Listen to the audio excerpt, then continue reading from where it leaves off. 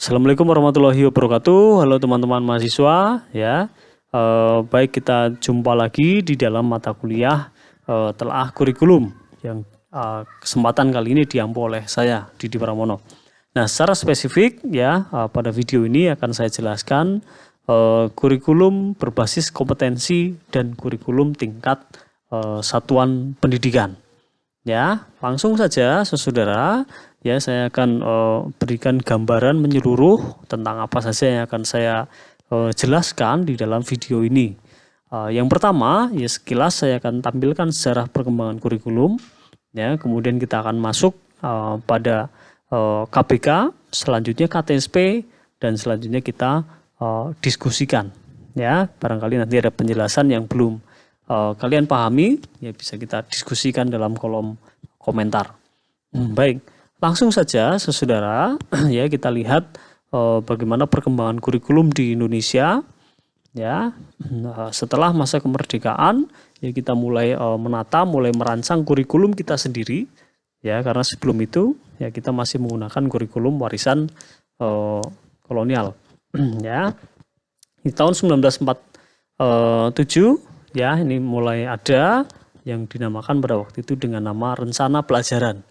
Ya, dirinci di dalam rencana pelajaran terurai. Ya. Nah, berikutnya tahun 1964 ya, ini ada rencana pendidikan sekolah dasar.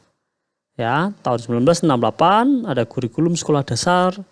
Tahun 1973 ada kurikulum proyek perintis sekolah pembangunan. Selanjutnya tahun 1975 ada kurikulum sekolah dasar. Tahun 1984 ada kurikulum 1984. Di tahun 1994 ada kurikulum 1994. Ya, berikutnya ada revisi di tahun 1997. Ya, berikutnya ada pembaruan lagi tahun 2004 yang kemudian dinamakan dengan kurikulum berbasis kompetensi. Ya, yang tidak bertahan lama kemudian berganti menjadi kurikulum tingkat satuan pendidikan. Ya, dan apa yang berlaku saat ini dinamakan dengan kurikulum 2013. Ya. Nah, seperti yang sudah saya sampaikan di awal, ya pada video kali ini saya hanya akan menjelaskan dua kurikulum, yaitu kurikulum berbasis kompetensi dan kurikulum tingkat satuan pendidikan. Ya, ini saudara. Langsung saja ya lanjut ya penjelasan ya tentang kurikulum berbasis kompetensi. Saudara-saudara, ya konsep dasar yang perlu kita ketahui dulu terkait dengan kurikulum berbasis kompetensi ini, ya ini merupakan apa ya istilahnya ya pendidikan yang berbasis kompetensi. Ya, jadi sudah jelas di sana apa yang akan menjadi grand design ya di dalam KBK ini. Ya, kurikulum ini menitik beratkan pada pengembangan kemampuan untuk melakukan, ya, untuk memiliki kompetensi, ya, tugas-tugas tertentu sesuai dengan standar performance yang telah ditetapkan sebelumnya. Ya, ini saudara. Hal ini mengandung arti bahwa pendidikan mengacu pada upaya penyiapan individu untuk melakukan perangkat kompetensi yang telah ditentukan. Ya, nah, KBK ini mengandung 3 unsur. Yang pertama, pemilihan kompetensi yang sesuai. Ya, unsur yang kedua, spesifikasi indikator evaluasi. Ya, ini digunakan untuk mengukur keberhasilan pencapaian kompetensi. Yang ketiga, ya pengembangan pembelajaran. Nah, jadi sudah nampak saudara ya dari slide pertama tentang KBK ini kita bisa melihat bahwa titik tekan pada kurikulum berbasis kompetensi ini adalah kompetensi, kemampuan, ya hasil apa, gitu, hasil apa yang akan dicapai oleh peserta didik, ya peserta didik itu nanti bisa apa. Nah, ini titik tekannya ke sana, ya, sehingga dapat saya rumuskan di sini orientasi KBK itu pada hasil dan dampak yang diharapkan muncul pada diri peserta didik melalui serangkaian pengalaman belajar yang bermakna. Nah, ini ya. Jadi untuk mencapai itu harus ada sebuah pengalaman belajar yang bermakna. Nah, untuk mencapai kebermaknaan dalam belajar, tentu guru harus bisa mengadakan sebuah inovasi pembelajaran. Ya, ada pengalaman belajar yang harus diperoleh oleh peserta didik, ya, sehingga peserta didik punya ingatan memori yang panjang tentang pembelajaran yang dilakukan oleh guru, ya, sehingga bisa mencapai hasil dan ada dampaknya bagi peserta didik. Ya, nah, orientasi yang kedua adalah keberagaman yang dapat dimanifestasikan dengan kebutuhannya. Nah, ini ya, ini orientasinya di dalam kurikulum berbasis kompetensi, hasil, dampak, dan keberagaman. Ya, ini saudara. Jadi kalau kemudian kita misalkan ya, apa sih yang kemudian ingin dicapai ya setelah siswa mempelajari materi sosiologi misalkan, ya, nilai-nilai sosial apa, ya, apakah kemudian nanti akan menjadikan siswa menjadi siswa yang apa ya, mudah bersosialisasi, ya, paham tentang nilai-nilai yang ada di masyarakat, ya, siswa itu memiliki kepedulian sosial yang tinggi dan sebagainya. Nah, maka kompetensi-kompetensi inilah yang perlu dirumuskan, ya, sehingga setiap mapel punya roadmap yang jelas untuk mencapai kompetensi tersebut, ya. Nah, berikutnya saudara, karakteristik KBK, ya. Yang pertama, menekankan pada ketercapaian kompetensi siswa baik secara individu maupun secara kelompok atau siswa di dalam satu kelas itu. Ya, berorientasi pada hasil belajar, learning outcomes, dan juga keberagaman. Tadi sudah saya jelaskan di slide sebelumnya. Ya, karakteristik yang ketiga, kegiatan pembelajaran menggunakan pendekatan dan metode yang bervariasi. Tadi juga sudah saya jelaskan bagaimana guru harus banyak melakukan inovasi pembelajaran agar pembelajaran itu bermakna. Ya, nah, yang keempat, saudara, ya, sumber belajar bukan hanya guru, tapi juga sumber belajar lain yang memenuhi unsur edukatif. Nah, ini sudah mulai mengarah tentang bagaimana siswa belajar aktif, ya. Makanya di dalam KBK ini dikenal dengan CBSA, cara belajar siswa aktif, ya, karena di sini juga sangat ditekankan bahwa guru bukan satu-satunya sumber belajar, ya, tapi bisa sumber belajar lain yang memenuhi unsur edukatif. Berikutnya, saudara, karakteristik yang kelima adalah penilaian menekankan pada proses dan hasil belajar dalam upaya penguasaan atau pencapaian satu kompetensi. Ya. Berikutnya, struktur kompetensi dasar KBK ini dirinci di dalam komponen aspek, kelas, dan semester. Ya, struktur kompetensi itu dirinci, ya. Nah, di bidang aspek, ya, apakah aspek afektif, kognitif, psikomotorik, nah itu dirinci. Lalu kemudian kompetensi apa yang di tingkat kelas yang harus dikuasai oleh siswa satu kelas dalam satu semester apa, gitu. Nah, ini harus ada rinciannya, struktur kompetensinya seperti itu, ya. Nah, keterampilan dan pengetahuan dalam setiap mapel disusun dan dibagi menurut aspek dari mapel tersebut.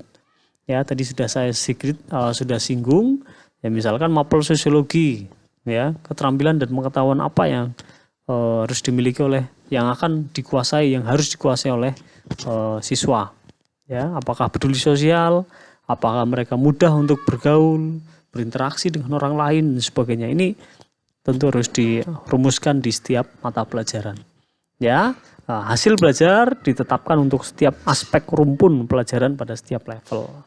Ya, ini saudara, ya, terkait dengan karakteristik kurikulum berbasis kompetensi, ya, sehingga ketika rangkaian-rangkaian tadi ya disusun, dikembangkan, maka rumusan dari hasil belajar yang ditetapkan oleh kurikulum harus bisa menjawab, ya, pertanyaan tentang apa yang harus siswa ketahui dan mampu untuk lakukan oleh siswa sebagai hasil belajar mereka pada level ini, ya.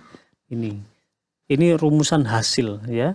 Jadi ketika akan merumuskan hasil apa yang akan dicapai setelah siswa mempelajari materi sosiologi misalkan. Nah, ini harus bisa menjawab, ya, apa yang harus siswa ketahui setelah ikut mapel sosiologi. Siswa itu harus tahu tentang apa, harus tahu tentang interaksi, harus tahu tentang konflik, apa sumbernya, harus tahu tentang perubahan sosial dan sebagainya, ya. Dan apa yang mereka bisa lakukan, ya kalau mereka sudah tahu tentang interaksi, sudah tahu tentang konflik, sudah tahu tentang perubahan sosial, ya. Nah ini, ya. Jadi rumusan hasil belajar harus bisa menjawab pertanyaan-pertanyaan itu, ya. Nah berikutnya ya di dalam merumuskan indikator ya ini harus bisa untuk menjawab bagaimana ya kita mengetahui bahwa siswa telah mencapai hasil belajar yang diharapkan. Ya. Nah, jadi harus ditulis dengan jelas di sana. Bagaimana kita bisa mengetahui siswa itu punya tingkat kepedulian sosial yang tinggi? Ya, maka harus ditentukan indikatornya di sana. Ya, apakah siswa itu dermawan? Ya, apakah siswa itu rajin membantu temannya ya dalam pembelajaran, apakah dia punya respek yang tinggi terhadap pembelajaran dan sebagainya, ya. Indikator. Nah, ini saudara. Ya, sehingga tujuan KPK ya terkait dengan ketercapaian kompetensi siswa baik secara individu maupun kelompok. Nah, ini sudah jelas dan bisa diukur ya, akuntabel gitu kan. Nah, ini saudara ya terkait dengan kurikulum berbasis kompetensi. Ya. Selanjutnya saudara kita lanjut pada kurikulum tingkat satuan pendidikan. Ya. Ini yang seperti apa sebenarnya? Ya, dari nama saya pikir juga sudah jelas ini kurikulum yang seperti apa. Ya. Nah, tapi akan saya tetap jelaskan ya saudara ya, bahwa KTSP ini merupakan kurikulum yang dikembangkan oleh dan dilaksanakan pada tiap-tiap satuan pendidikan. Dalam hal ini, sekolah diberi keleluasaan untuk mengembangkan kurikulumnya. Nah, ini. Jadi pengembangan kurikulum ini berada di level satuan pendidikan, di level sekolah.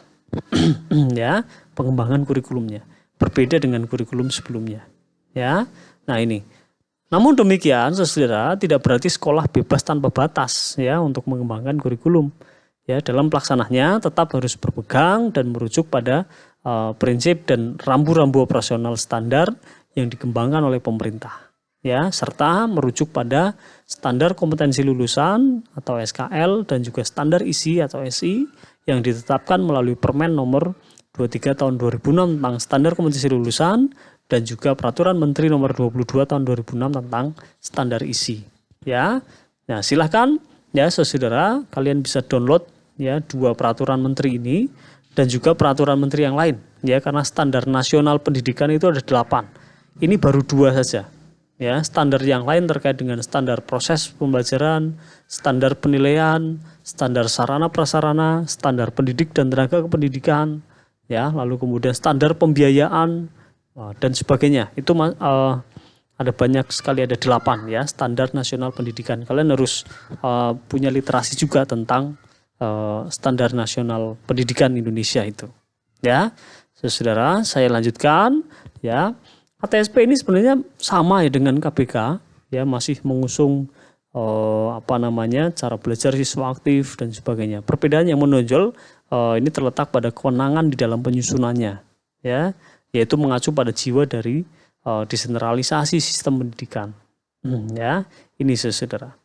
Jadi mengedepankan desentralisasi. Ya, sudah kurikulum itu dikembangkan oleh masing-masing sekolah, masing-masing satuan pendidikan. Ya, kerangka dasar, standar kompetensi lulusan, standar kompetensi dasar, ya, lalu kemudian itu semua ya dari semua mata pelajaran ya itu dikembangkan oleh Departemen Pendidikan Nasional. Ini ranah pusat ya. Ranah pusat adalah mengembangkan KD, SKL, SKKD. Ya. Nah, lalu apa kewenangan dari satuan pendidikan atau sekolah?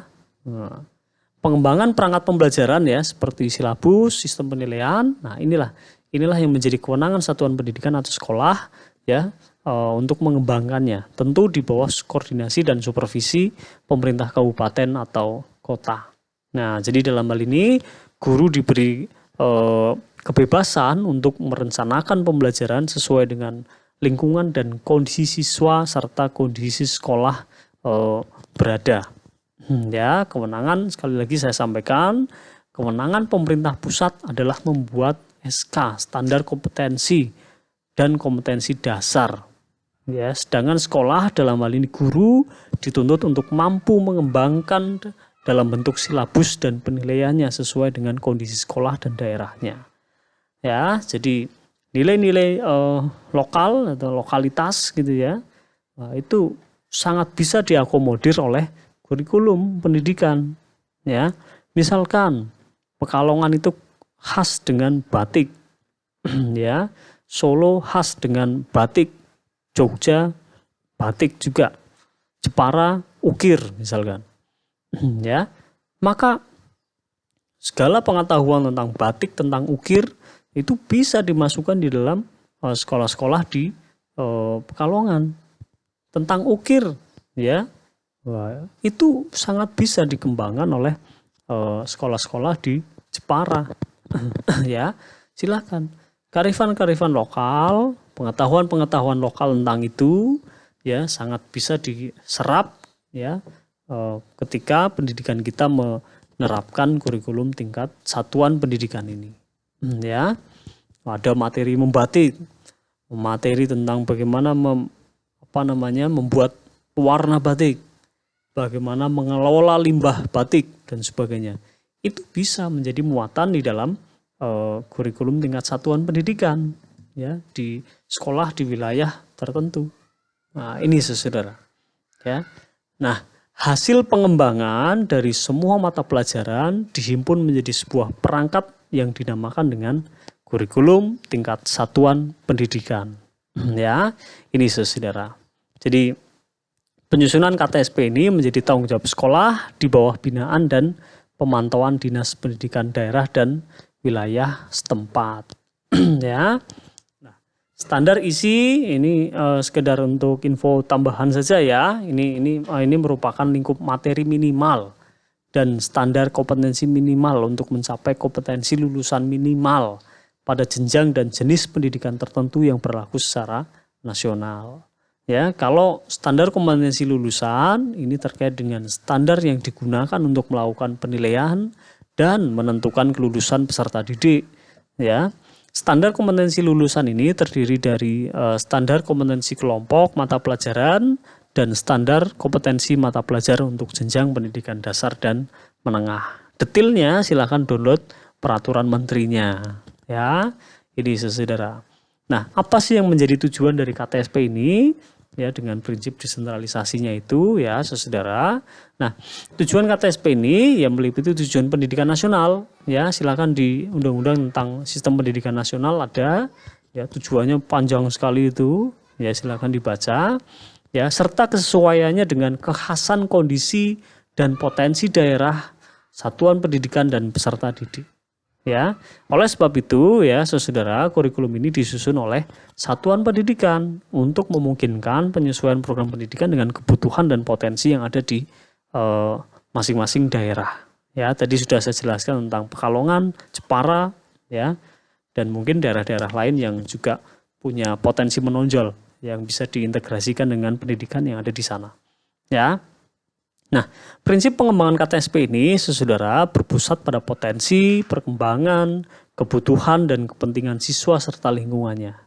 Ya, beragam dan terpadu, ya, tanggap terhadap perkembangan ilmu pengetahuan, teknologi, dan seni, relevan dengan kebutuhan kehidupan, ya, menyeluruh dan berkesinambungan, belajar sepanjang hayat, ya, dan juga seimbang antara kepentingan nasional dan kepentingan daerah. Ya. Inilah saudara. Yang saya perlu jelaskan berikutnya, saya pikir yang tentang relevan dengan kebutuhan kehidupan. Ya, inilah. Maka sekolah juga harus bijak dalam mengembangkan KTSP-nya. Ya, jadi muatan-muatan materi dalam kurikulum juga harus relevan. Ya, tidak mungkin satu wilayah yang tidak punya potensi tambang batu bara, minyak bumi dan sebagainya, lalu dalam kurikulum pendidikannya memasukkan muatan materi tentang pertambangan, bagaimana memanage alam sekitar lokasi pertambangan, ya, bagaimana memanage limbah hasil pertambangan misalkan. Ya, ini kan tidak relevan dengan kebutuhan wilayah tersebut, ya. Jadi memang kemudian sekolah atau satuan pendidikan ini harus menggali apa potensi yang ada di wilayahnya, ya, sehingga apa yang dirancang di dalam kurikulum itu relevan dengan kebutuhan kehidupan. Ya, ini saudara prinsip pengembangan KTSP. Ya, nah kalau kita lihat komponennya, saudara, KTSP itu terdiri atas tujuan pendidikan tingkat satuan pendidikan, lalu kemudian struktur dan muatan KTSP. Nah, berikutnya kalender pendidikan. Ya, ini komponennya. Ya, cukup sederhana, ya, terdiri atas 3 komponen ini. Ya, saudara. Nah, berikutnya saya akan menjelaskan silabus pada KTSP, ya, karena silabus ini adalah kewenangan dari guru, ya. Tadi sudah saya jelaskan KI, KD atau SKKD, ya, dulu namanya SKKD, standar kompetensi dasar, itu adalah kewenangan pemerintah pusat, maka silabus ini kewenangan guru untuk mengembangkan, ya. Maka prinsip pengembangan silabus adalah ilmiah, relevan, sistematis, konsisten, memadai, fleksibel, dan menyeluruh. Nah, ini silabus yang harus dikembangkan oleh guru, ya, berprinsip pada prinsip-prinsip tersebut. Langkahnya untuk mengembangkan silabus, ya, saudara, guru harus mengkaji dulu standar kompetensi dan kompetensi dasar yang sudah dikembangkan oleh pemerintah pusat. Lalu kemudian diidentifikasi, ya, materi pokok pembelajarannya. Untuk mapel sosiologi itu materi pokoknya apa saja? Oh, ada konsep dasar sosiologi. Oh, ada interaksi, ada konflik, ada perubahan sosial budaya, ya, dan macam-macamnya lagi. Ya. Nah, maka materi-materi itulah yang kemudian dikembangkan oleh guru menjadi kegiatan pembelajaran. Ya, kira-kira untuk mengajarkan materi pokok itu kegiatan pembelajarannya seperti apa, ya.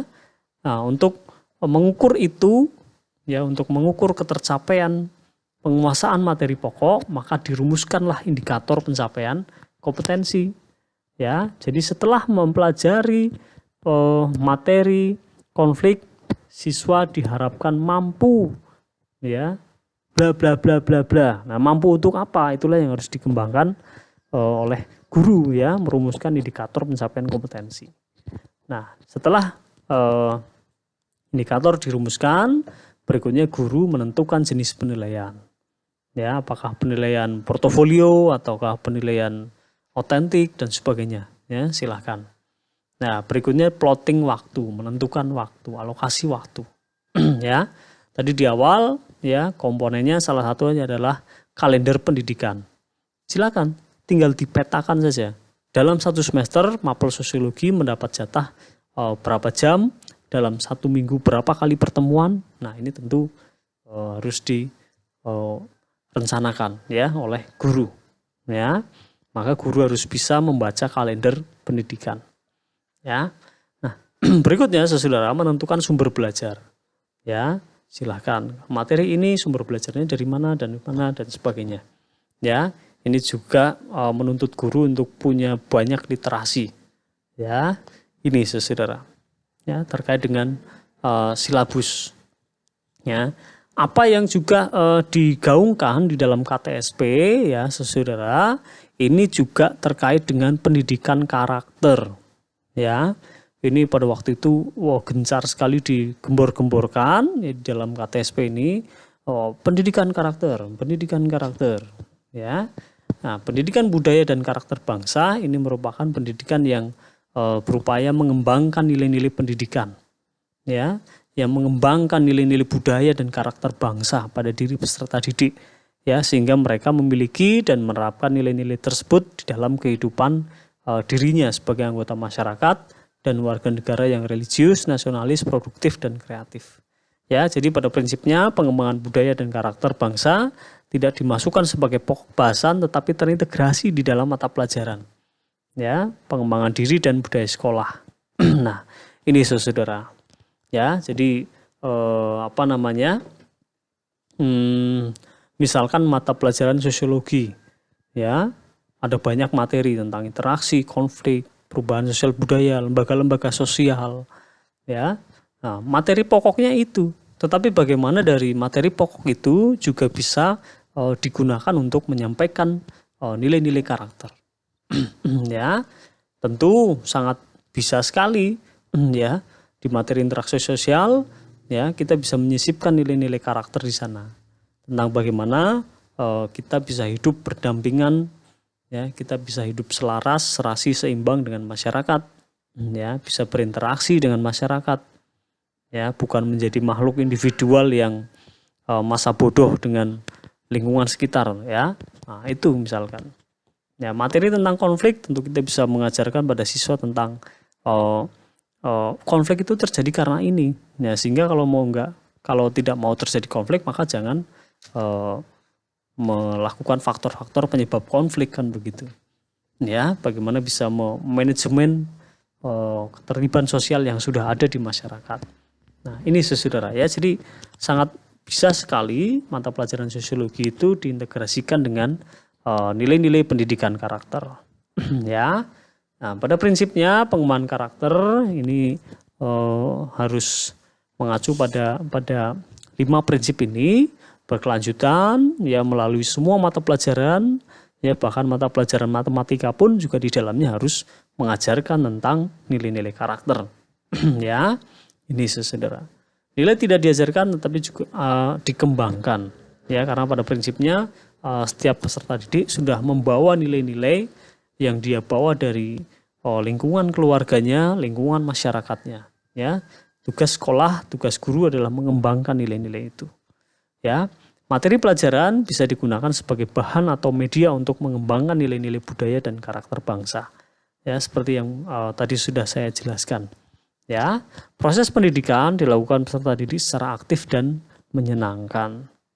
Ya, ini saudara, prinsip pengembangan karakter pada KTSP. Nah, sebenarnya karakter apa sih, apa saja ya yang coba dikembangkan di dalam KTSP ini? Ada 18 ya saudara ya, mulai dari religius, jujur, toleran, disiplin, kerja keras, kreatif, mandiri, demokratis, rasa ingin tahu, semangat kebangsaan, cinta tanah air, menghargai prestasi, bersahabat dan komunikatif, cinta damai, gemar membaca, peduli lingkungan, peduli sosial, tanggung jawab. Ya, inilah 18 nilai karakter yang coba ditanamkan di dalam KTSP. Ya, nah, itu saudara ya, panjang lebar terkait dengan kurikulum berbasis kompetensi dan kurikulum tingkat satuan pendidikan. Ya, itu penjelasan dari saya. Saya ucapkan terima kasih sudah menonton video ini sampai selesai. Ya, kita lanjutkan di dalam diskusi di bawah ini. Sekian, wassalamualaikum warahmatullahi wabarakatuh.